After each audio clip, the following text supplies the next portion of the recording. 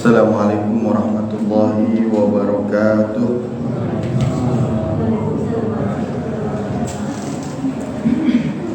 Alhamdulillah, wassalatu wassalamu ala rasulillah Sayyidina Muhammad ibn Abdullah wa ala alihi wa sahbihi wa mawalah.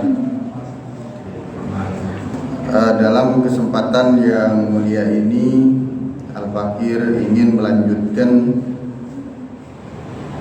pembahasan sirah nabawiyah, yang mana di pertemuan yang lalu kita menghabiskan pembahasan perang Hunain. Ya, kali ini adalah pembahasan tentang perang Tabuk, di mana perang Tabuk ini terjadi di tahun 9 Hijriah. Namun rasanya sebelum kita membahas tentang perang Tabuk, ada beberapa hal yang terjadi atau peristiwa-peristiwa yang terjadi di tahun 9 Hijriah ini. Jadi perang Tabuk ini adalah perang terakhir yang diikuti oleh baginda Nabi. Perang di masa Nabi itu sekitar ada 49 perang. Nah, ada yang disebut dengan Ghazwah, ada yang disebut dengan Siriyah atau Sariyah. Ghazwah ini adalah perang yang diikuti oleh Nabi. Nah, itu kurang lebih ulama menyatakan ada 27 perang yang diikuti oleh baginda Nabi. Ya, termasuk perang Badar, perang Uhud dan lain-lain. Ada 27 totalnya.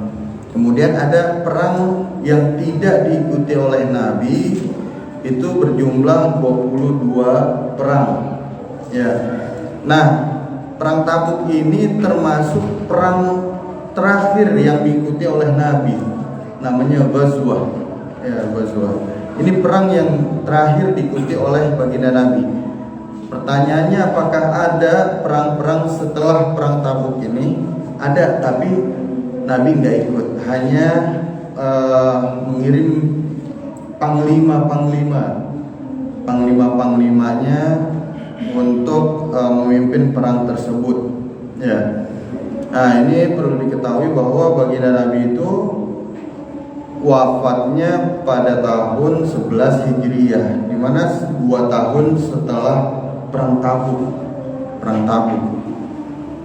Nah, ini makanya perang Tabuk ini termasuk perang terakhir yang diikuti oleh baginda Nabi, dan ini termasuk perang yang sangat dahsyat, perang terbesar yang ada di masa Nabi, karena lawannya ini bukan lagi orang-orang musyrik, bukan lagi orang-orang Arab, ya, bukan lagi orang-orang Arab, tapi orang Romawi. Ini orang Romawi ini adidaya pada masanya, jadi musuh terkuat yang dihadapi oleh baginda Nabi.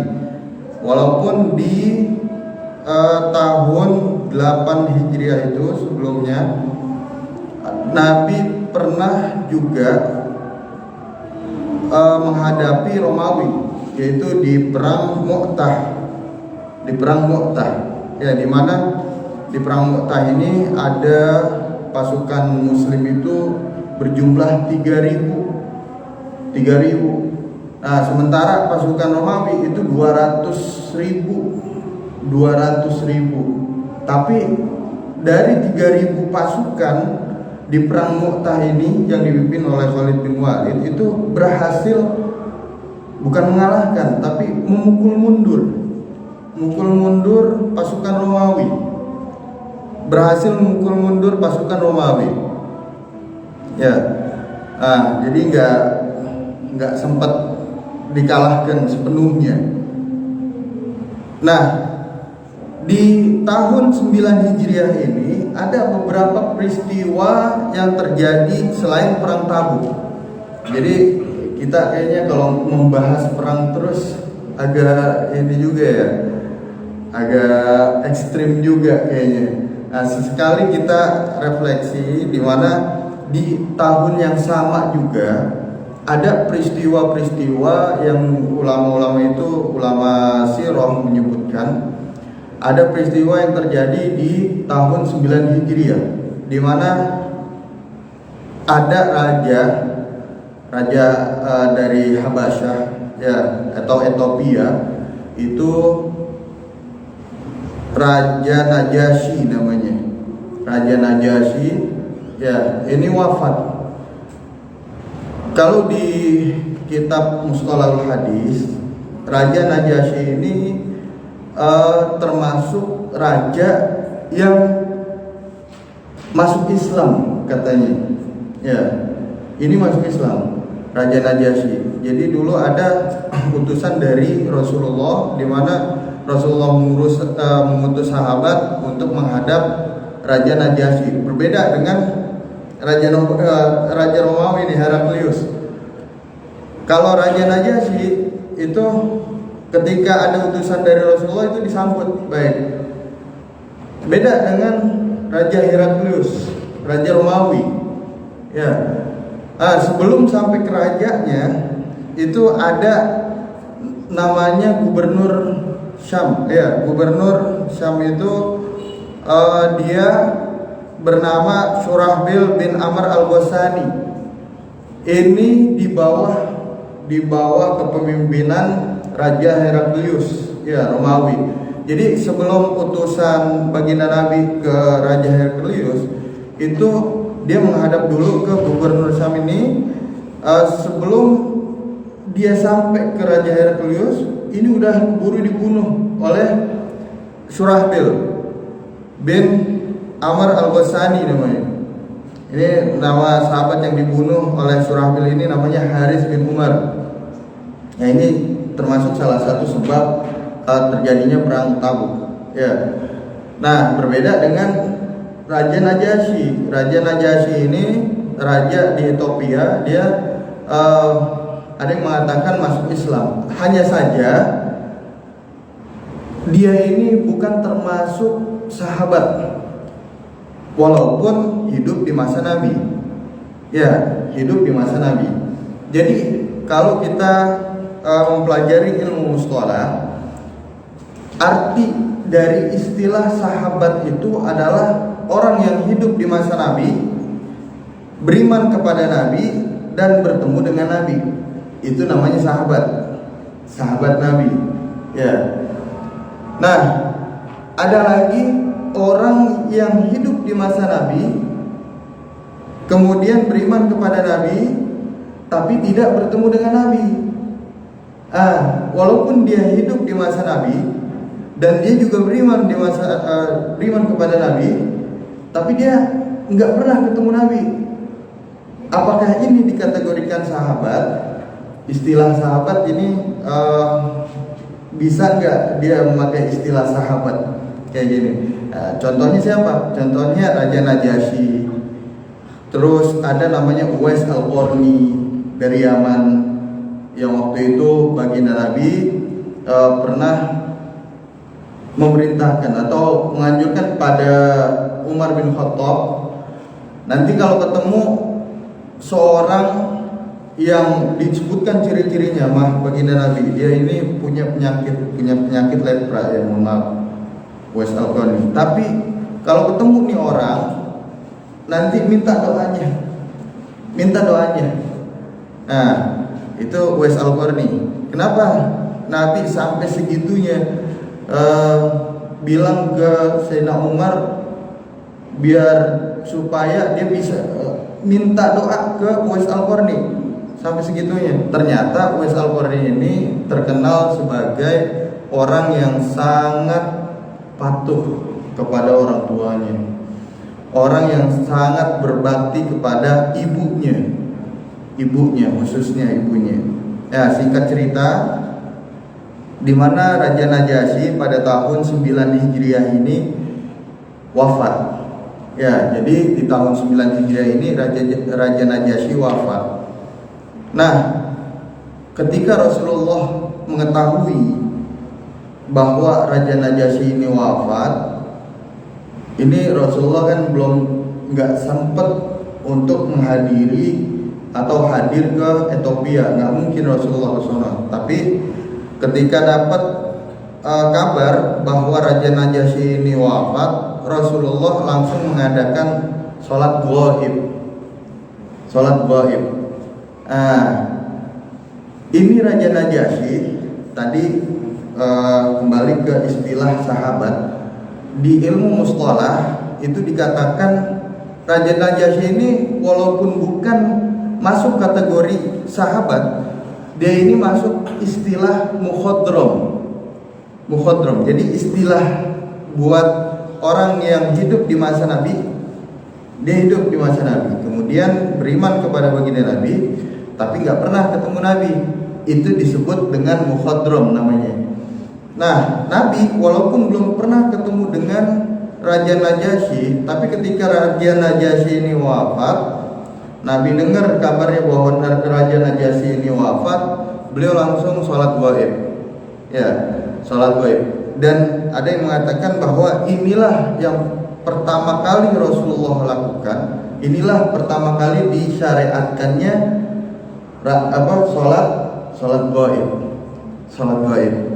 Ya, jadi pertama kali disyariatkannya sholat ghaib itu ketika Raja Najasyi ini wafat. Ketika Rasulullah tahu bahwa Raja Najasyi ini wafat, beliau langsung melaksanakan sholat ghaib. Nah, kemudian di tahun yang sama 9 Hijriah, di mana ada seorang yang masuk kategori Ra'isul Munafikin. Dia sampai dicap Ra'isul Munafikin. Ra'isul Munafikin ini nggak tanggung-tanggung, cap itu ditujukan kepada Abdullah bin Ubay bin Salul. Ya, Abdullah bin Ubay bin Salul itu termasuk Ra'isul Munafikin, ketua dedengkotnya orang-orang munafik. Jadi munafik itu orangnya, kalau sifatnya itu disebut dengan nifaq, namanya nifaq. Nah, nifaq itu dibagi dua, ada nifaq i'tiqadi, ada nifaq amali.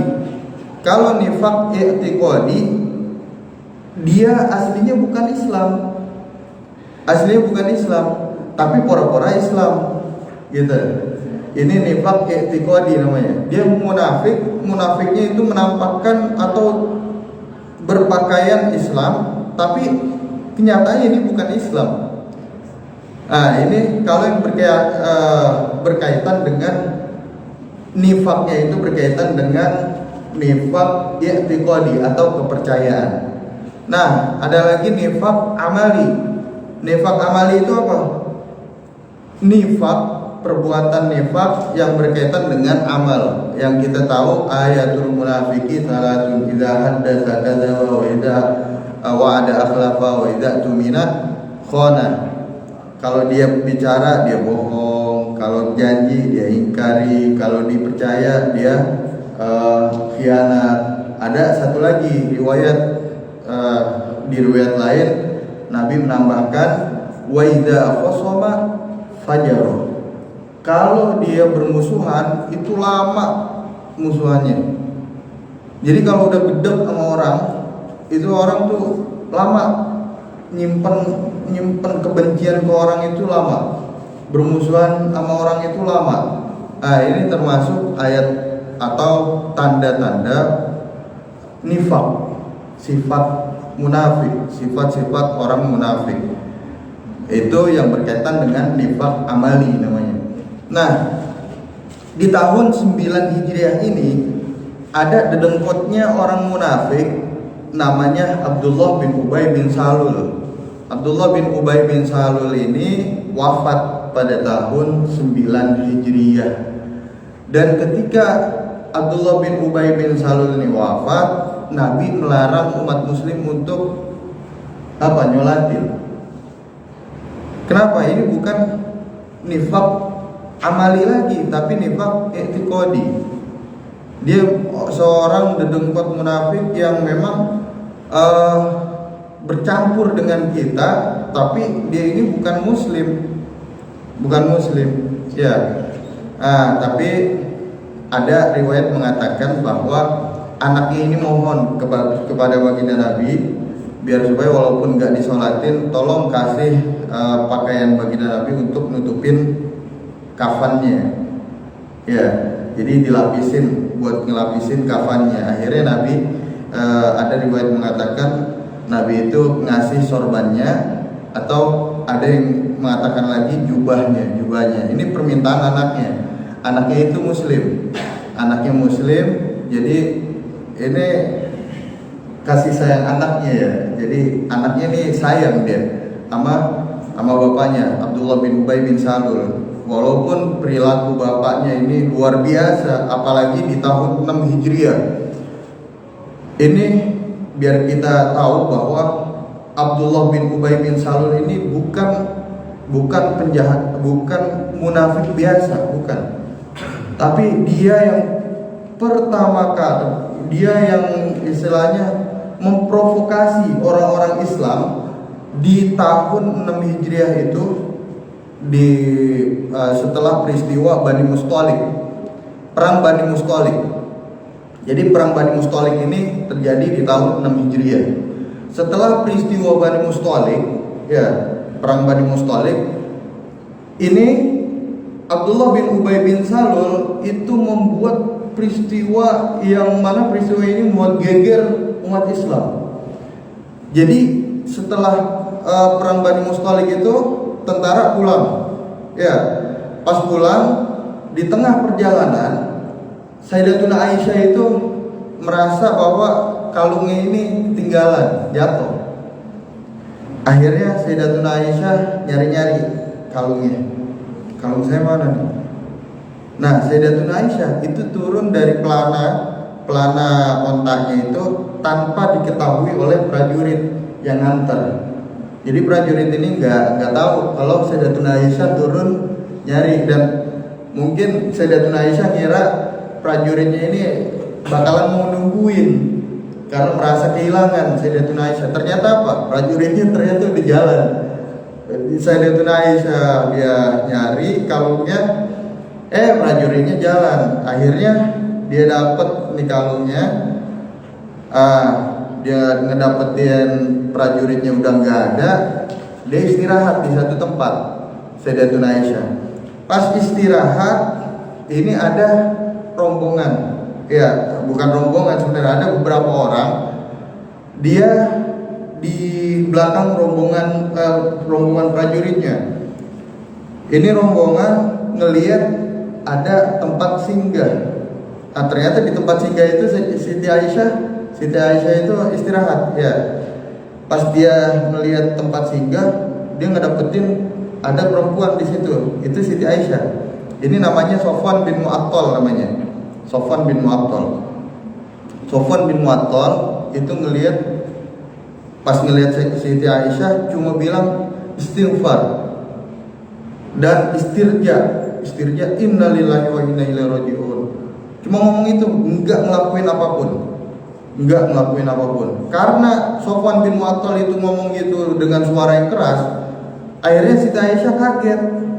Dia lagi istirahat kaget ngelihat Sofwan bin Mu'attal. Pas ngelihat, dia minta tolong untuk anterin, ya, nyusul prajurit. Nah, di tengah perjalanan Abdullah bin Ubay bin Salul ini udah, karena ngelihat hal kayak gitu, dia langsung memprovokasi, ya, bikin isu-isu yang enggak. Ini yang disebut dengan hadisul ifki. Ini terjadi pada tahun 6 Hijriah. Ya, 6 Hijriah. Hadisul ifki namanya. Kabar dusta. Hadisul ifki ini kabar dusta. Abdullah bin Ubay bin Salul yang melihat kayak gitu, karena Sayyidatuna Aisyah ini istri baginda Nabi, ya. Jadi sebelum perang itu sebenarnya emang udah ini ya, qadarullah, Allah itu udah takdirkan. Sebelum perang itu biasanya itu diundi siapa yang ikut baginda Nabi nih, ikut perang. Saya ikut ke medan perang. Ini siapa? Nah kebetulan di perang Bani Mustalik itu yang keluar namanya Siti Aisyah. Siti Aisyah emang udah ditakdirkan oleh Allah. Nah pas ngelihat di jalan Siti Aisyah dengan Sofwan bin Mu'attal jalan bersama, ini Abdullah bin Ubay bin Salul menyebarkan berita bohong, berita dusta. Innal ladzina ja'u bil ifki usbatun minkum la tahsabu. Jadi ini ada di surat An-Nur ya, di surat An-Nur di mana disebutkan bahwa ketika dua orang ini jalan itu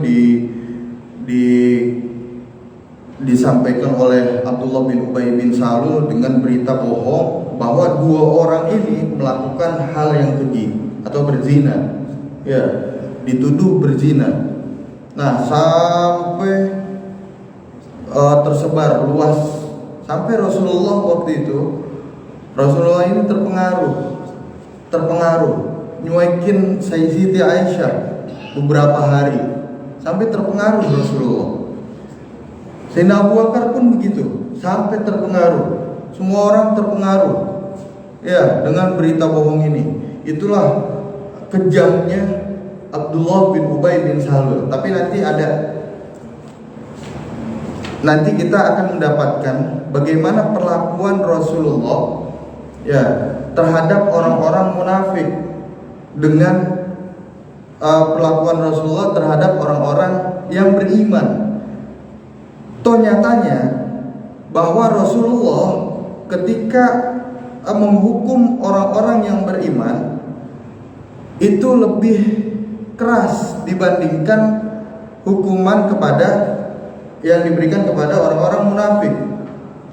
Ya, di kejadian hadisul ifki itu ada 3 orang dari kalangan umat Islam itu yang ikut campur dalam masalah hadisul ifkinya ini. Dan dia dihukum qadzaf namanya. Hukum cambuk sampai 80 kali. Kenapa? Karena dia sudah menuduh Siti Aisyah berzina dengan Sofwan bin Mu'attal. Itu dihukum cambuk. Ya. Nah, sedangkan Abdullah bin Ubay bin Salul, padahal dia yang pertama kali nyebarin di berita. Tapi apa perlakuan Rasulullah? Enggak dihukum. Dia ini enggak dihukum. Sama ketika perang Tabuk. Ketika perang Tabuk ada beberapa orang yang gak ikut perang, tapi apa perlakuan Rasulullah? Mereka diizinkan oleh Rasulullah untuk gak ikut perang. Ya, ini nanti kita akan cerita lebih panjang lebar di mana di perang Tabuk ini ada beberapa kelompok ya dari pasukan dari umat Islam. Nanti kelompok ini dibagi-bagi. Siapa yang gak ikut? Siapa yang gak ikutnya ini karena uzur? Siapa yang gak ikutnya ini karena malas? Siapa yang gak ikutnya ini karena memang dia munafik? Ya, karena memang dia munafik. Itu nanti akan kita bahas di pembahasan perang Tabuk. Ini kita masih membahas apa yang terjadi di tahun 9 Hijriah. Ya. Jadi tadi disebutkan bahwa Abdullah bin Ubay bin Salul Raisul Munafikin, dia ini wafat dan meninggal, dan ketika dia wafat Rasulullah tidak memerintahkan kepada umat Islam untuk menyolatkan dia. Ya, jadi nggak disolatin. Nah, di tahun 9 Hijriah juga ada kejadian namanya yang terkenal dengan Al-Ghamidiyah ya. Ini perempuan ini dari Al-Ghamidiyah. Di situ cuma disebutkan Imra'atun min Al-Ghamidiyah. Ya, Imra'atun Al-Ghamidiyah.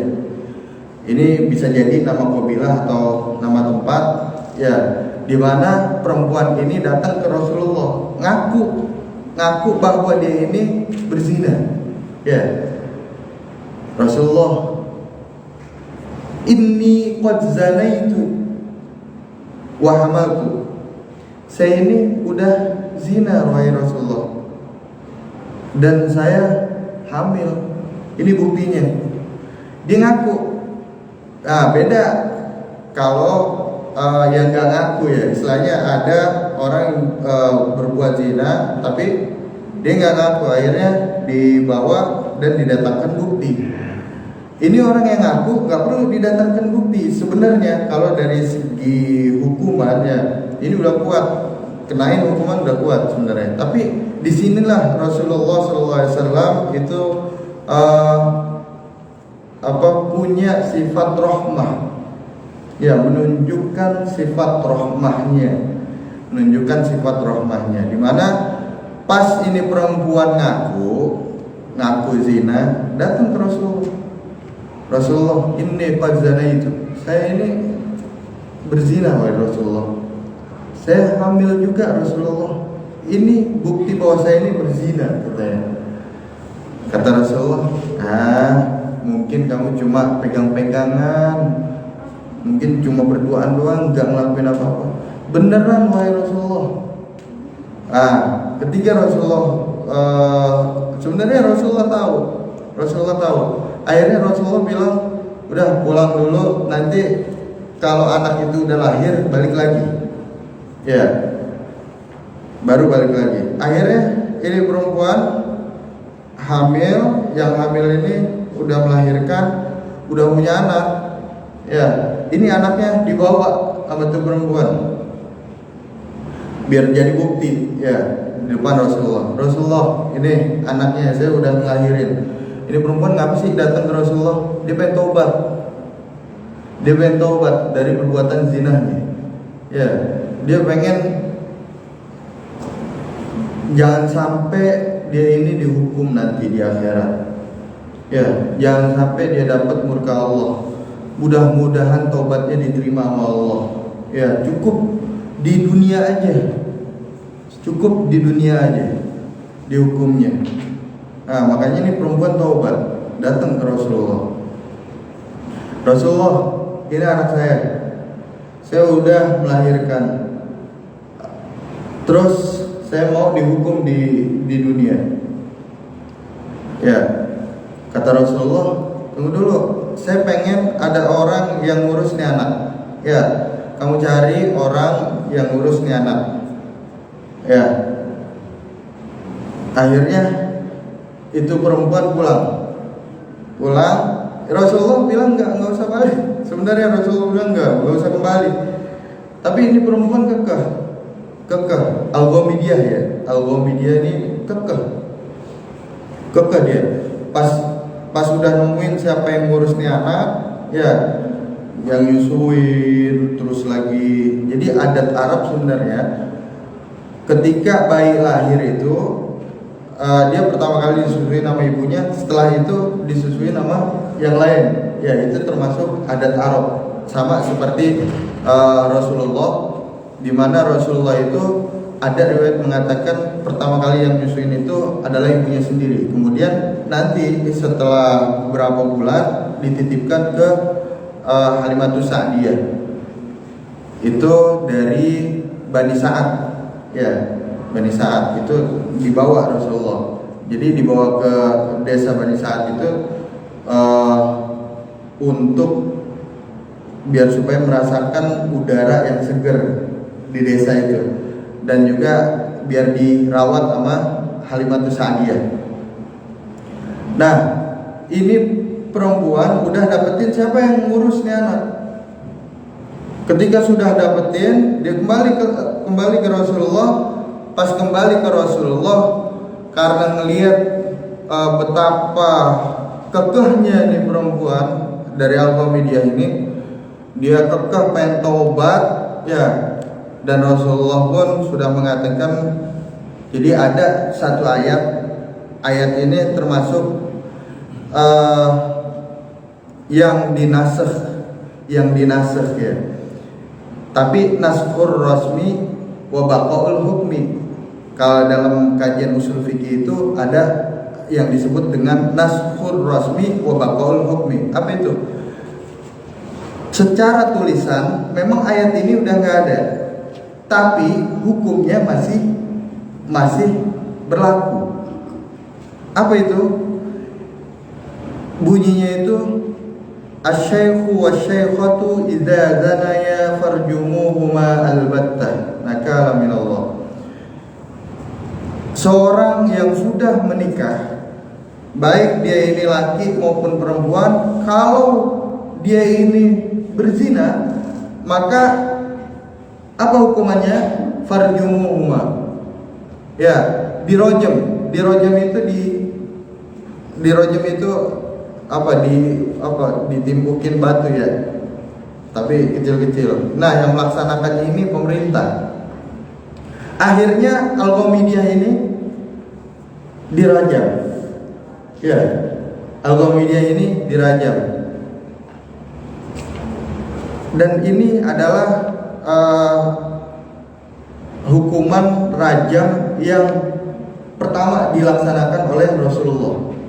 Ya, walaupun ada secara tertulis itu ada, tapi Rasulullah jarang sekali melaksanakan hukuman ini. Ya. Nah, ini termasuk yang dilaksanakan oleh Rasulullah, hukuman rajamnya kepada Al-Ghamidiyah. Akhirnya Al-Ghamidiyah dirajam. Ya. Itu ditaruh di tengah-tengah tempat di lapangan, dia dipendam segini, ya, dikubur segini, akhirnya dilemparin batu sampai meninggal. Nah, pas dilemparin batu, itu penduduk yang itu kan harus disaksikan oleh banyak orang.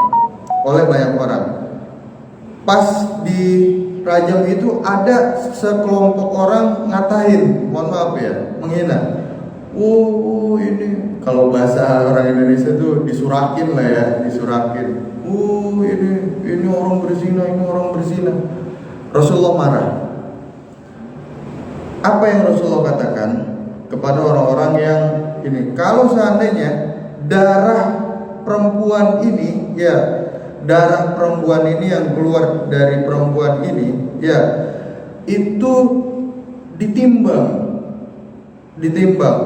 Nah, maka timbangan pahalanya ini itu bisa melebihi 70 orang ahli Madinah. Ya, 70 orang ahli Madinah. Itu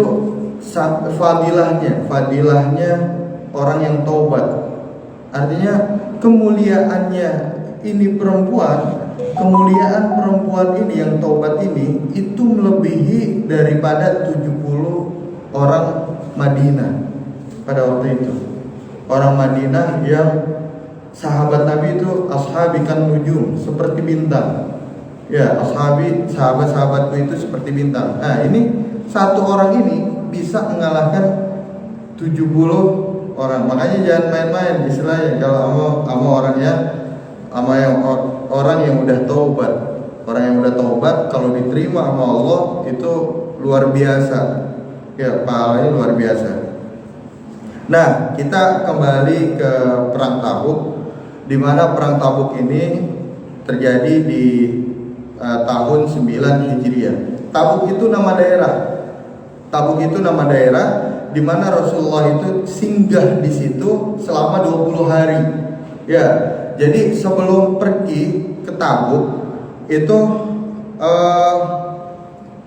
ada nama daerah Balqa namanya. Ya, Balqa ini nama daerah perbatasan antara Arab dengan Syam.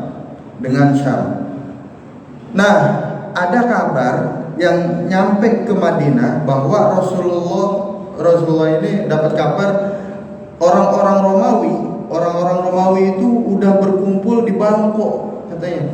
Rasulullah langsung nyusun strategi. Ini kita nunggu di Madinah, nunggu diserang, atau kita jemput mereka, kita perang di tengah perjalanan. Akhirnya setelah diskusi, akhirnya diputuskan bahwa mereka harus menjemput. Ya, jangan nunggu. Kenapa? Kalau mereka sampai nunggu, nanti khawatir Romawi ketika melewati beberapa kabilah Arab, itu kabilah Arab dijajah, akhirnya nanti gabung ke pasukan Romawi. Nah, itu termasuk strategi. Nah, kalau mereka yang nyamperin itu Romawi yang di Balqa itu, bisa jadi kabilah Arab yang memang udah tunduk sebenarnya, udah mau gabung dengan Rasulullah di tahun 8 Hijriah. Ya, setelah perang Mu'tah itu banyak yang mau gabung dengan Rasulullah. Kabilah-kabilah Arab. Ini makanya pasukan Romawi ini merasa terancam tuh karena itu. Bayangkan 3.000 pasukan itu melawan 200.000 berhasil mundur sama 3.000 pasukan. Dari sini kabilah Arab udah nutup mata sama pasukan Romawi yang merupakan mempunyai kekuatan adidaya masa itu. Nah, akhirnya Rasulullah putuskan, ayo kita jalan dah ke Tabuk. Tabuk ini kurang lebih kalau dari Madinah itu 700 km. 700 km. Waktu itu belum ada busway, belum ada Gojek, belum ada Grab, selainnya ya. Belum ada mobil, belum ada motor, belum ada kendaraan. Paling kendaraannya ngandelin onta. Nah, ini juga disebut dengan Ghazwah Usrah. Ghazwah Usrah itu perang sulit, perang di masa sulit, di mana bekal yang dimiliki oleh orang-orang Islam pada masa itu sangat minim. Jadi nggak pernah Rasulullah itu langsung menyerukan, langsung ngumumin ke orang Islam untuk perang. Ya, sebelum perang Tabuk. Sebelum perang Tabuk, Rasulullah cuma memakai kalimat tauriyah. Tauriyah itu apa ya? Pakai sindiran lah. Ayolah, yang mau perang ayo, yang mau perang ayo. Tapi kalau perang Tabuk, karena lawannya luar biasa, Rasulullah langsung ngumumin semuanya wajib ikut perang, kecuali ada anak kecil ya. Anak kecil udah pengecualian lah. Semuanya wajib perang. Rasulullah ketika mengumumkan itu disambut baik sama orang-orang Muslim di Madinah. Ya, disambut baik. Dan waktu itu juga karena bekalnya minim, Rasulullah langsung minta melelang surga. Bahasanya itu melelang surga. Ya, siapa yang mau berjihad bukan hanya dengan anfus, bukan hanya dengan jiwanya, tapi dengan hartanya. Siapa yang mau berjihad dengan hartanya, ayo sedekah buat bekal kita perang. Akhirnya para sahabat banyak yang mengeluarkan hartanya. Di antaranya itu ada Utsman bin Affan ngasih 1.000 dinar, terus lagi 900 ekor unta dengan pelanaknya, ada lagi 100 ekor kuda. Ini Sayyidina Utsman ngasih sendiri. Terus Sayyidina Abu Bakar itu ngasih semua harta yang dia punya. Sayyidina Umar dia ngasih setengah hartanya. Kemudian ada Abdurrahman bin Auf ngasih 200 uqiyah perak. Ya. Nah, ini yang disambut oleh para sahabatnya ketika Rasulullah bilang, ayo siapa yang mau sedekah buat bekal perang, ayo silakan dikumpulin. Akhirnya dikumpulin banyak. Tapi walaupun banyak, karena yang ikut perang itu ada 30.000 pasukan waktu itu. Nah, nanti saya akan jelaskan